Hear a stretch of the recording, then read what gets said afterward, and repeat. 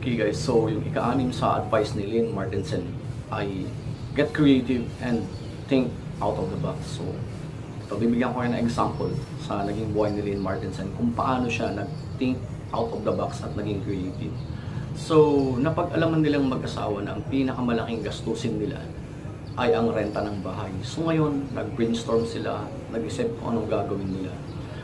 At naisip nila na yung asawa niya ay nagkaroon ng experience sa pag-caregiving, yung pagbibigay ng pangangalaga sa mga nakakatanda. So marunong siya nun. So ang naisip nila, bakit kaya hindi subukang maghanap ng nakakatanda along their area, may edad, naninirahang mag-isa. So yun ang naisip nila bago pa yun panahon ng internet. So wala pang internet mo. So naglagay sila sa ads sa dyaryo at sinabi nila kung meron along the vicinity na nangangailangan ng caregiving, na ganun nga ang sitwasyon, naninirahang mag-isa. At sa kanilang surprise, merong sumagot. Pero provided dun sa kahilingan nila kung pwedeng isama ang asawa at dalawang anak, at meron ngang tumanggap ng kanilang alok.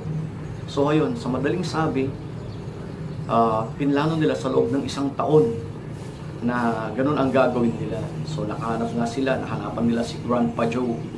Isa itong 90 years old na naka-recover sa stroke, na niniraang mag-isa sa 2-story na building at may basement. So binigay yung basement sa kanila ngayon. At doon sila tumira. So sa madaling sabi, nagawa nila ng paraan na maging libre yung kanilang renta at may extra pa na 600 na sweldo ng kanyang asawa.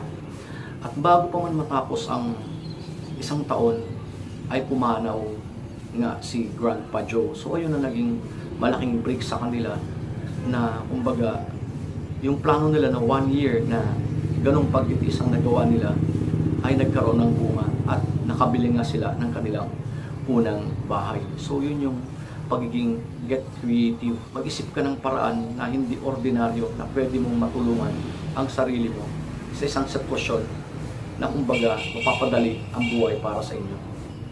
Okay guys, so ikapito naman sa kanyang advice ay plan to work longer. So anong ibig sabihin nito?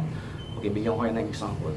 Dito sa atin sa Philippine settings, ang optional retirement natin ay 55. So ibig sabihin, wala sa 55 na yon, pag nag-retire ka na, mapuputol na yung benepisyo mo na paghuhulog ng kumpanya mo sa SSS mo, ganyan, sa PhilHealth mo, sa pag-ibig mo, mapuputol na lahat yun.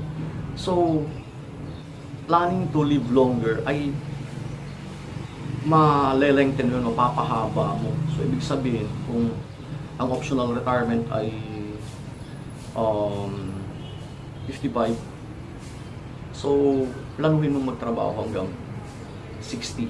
Nang sa ganun ay mapahaba mo yung contribution mo sa SSS, sa pag-ibig, at sa PhilHealth, para at least yung baga pakinabang mo doon sa mga benepisyo mo ay humaba. So nang sa ganun din, lalaki din ang pension mo na matatanggap sa SSS. So yun yung dapat mong gawin. So plan to work longer. Yan. Okay guys, so yung number 8 naman na suggestion ni Lynn Martensen is improve your physical and mental health. So ang ibig sabihin nito, kasi sa pagtanda natin, kaakibat natin palagi yung pagkakaroon ng karamdaman. So ang gagawin natin is to be conscious sa mga ginagawa natin. So to improve our physical health, kailangan nating nag-ehersisyo, mag-exercise tayo, kumain ng masusustansya, matulog ng tama, nang sa ganun yung pangangatawan natin ay maging malakas, yung immune system natin maging matibay. Napakamahal ng magkasakit. At yung pagkakasakit na yan, kung wala kang health card, kung wala kang anumang benepisyo na meron ka dyan, mauubos niya ng ipon mo. So, investing on your physical and mental health will greatly improve your financial goal. Makakatulong yung pag-aalaga mo sa sarili mo para magkaroon ka ng mas matibay at matatag na pananalapi kung matibay ang iyong pangangatawang physical at mental. So, yun ang number 8. Ang number 9 naman ay have faith.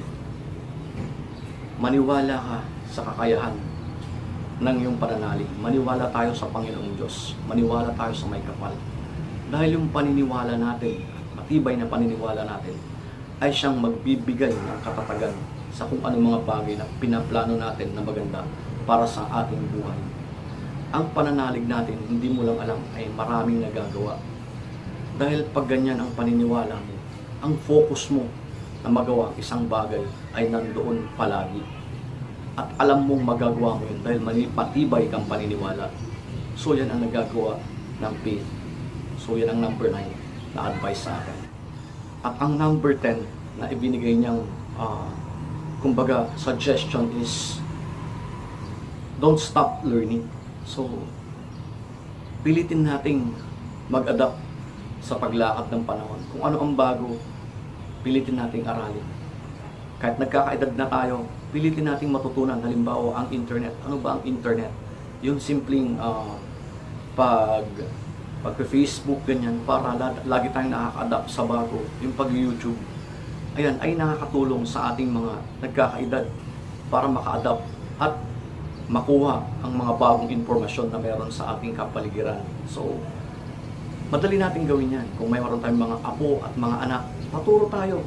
Nang sa ganun, tayo ay tuloy-tuloy na nakapag-aaral ng bago na meron sa ating kapaligiran. At nang sa ganun ay nakaka-adapt tayo sa makabagong teknolohiya at siyensya na meron tayo ngayon. So yan, I hope guys may natutunan kayo dito sa ating video na to. You can have your positive comment po dito sa ating comment section. Nang sa ganun ay ma-improve pa natin yung pagbabahagi natin ng mga mahalagang video na maaring makatulong sa inyo guys. So maraming salamat. God bless po.